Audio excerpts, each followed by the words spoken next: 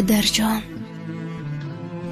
рӯзи маргат хонаат мотамсаро гардида бод. шуру афғони дили моро фалак бишнида бод. дидаи хурду калон чу чашмаи ҷӯшида бод. ашки мо дар мотамад руди равонӣ гашта бод. ин тарона ва табрикот бахшида мешавад аз номи кулли фарзандон бахшида ба милод ва ёдбуди падарии марҳумашон. падар доштан дилқувватӣ аст. чун падар худ пушту паноҳу қиблагоҳ аст. сояаш рӯсари фарзанд як нерӯи бузургест. барои дар худ бовар доштану дар зиндагӣ устувор будан. як рӯз ҷамъи фарзандон аз набудани падари худ бо ҳасрату дили пур аз ғам қисса карданд. чун ҷашни мелоди як падаре буд ки ёдаш дар дилҳои хонаводаву худаш зери хоки сард аст.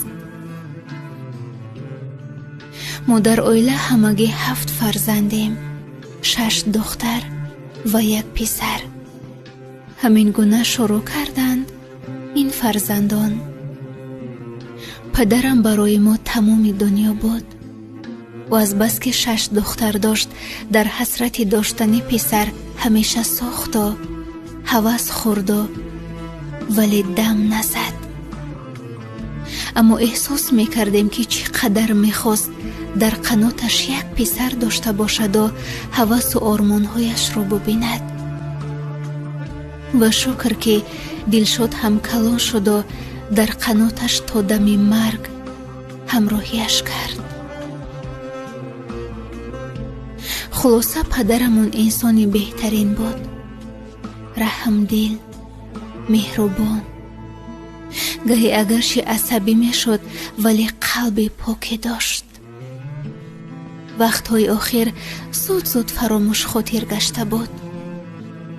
ҳамеша фикрӣ буду дар такопӯи зиндагӣ. буданаш дар зиндагӣ ҳар яки мо як қуввае буд. барои бо сахтиҳо мубориза бурдан. ӯ бо хеле талошҳо моро ба камол расонд. ба зинаҳои хушбахтии зиндагӣ раҳсипор кард. вале садафсӯз ки на ҳама орзуву армонашро дар мо дид ва на ба ҳама хостаҳояш расид. 2 моҳ қабл аз маргашон гӯё чизеро эҳсос мекарданд.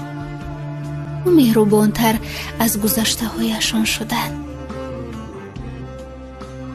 хулоса соли 2020 бемории COVID-19 омада ҷони хелеҳоро гирифту дар хеле аз хонаҳо мотам овард. ва аз он ҷумла падари мо ҳам гирифтори ин беморӣ марговар шуда бистарӣ гашт. вале ҳеҷ ба хаёламон намеомад ки мо ӯро аз даст медиҳем. мо гумон доштем падарамон сиҳат мешаванд, дубора ба по мехезанд, бо соябони сари мо мешаванд. вале садафсӯз рӯз то рӯз ҳоли падарамон бад шудан мегирифт ва фақат тариқи дастгоҳи махсус нафас мегирифту халос. шабу рӯз додарамон дилшод дар канораш буду нигоҳу бинаш мекард. вале падарам аллакай пай бурда буд ки дигар ба по намехезад ва аз ин ро доруҳояшро ҳам истеъмол намекард. пеш аз маргашон гуфта буд ки ман 2 рӯзи дигар шуморо нороҳат мекунаму халос. ва баъди ҳамин ҳарфаш маҳз 2 рӯз баъдаш дар синни 62 солагӣ мо падарамонро از دست دادیم.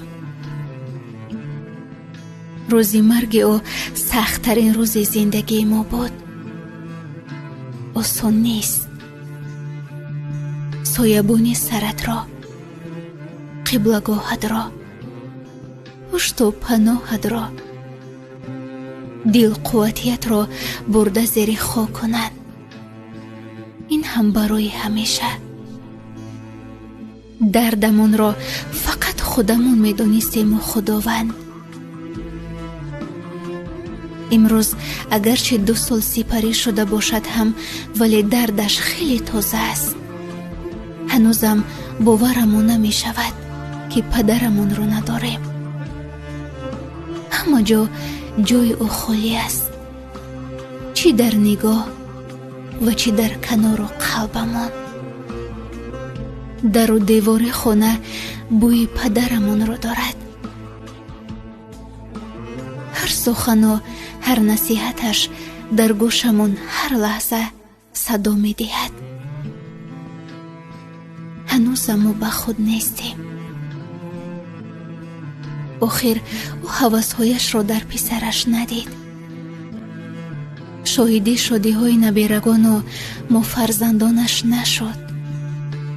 انیق‌ترش تقدیر به او دست نداد.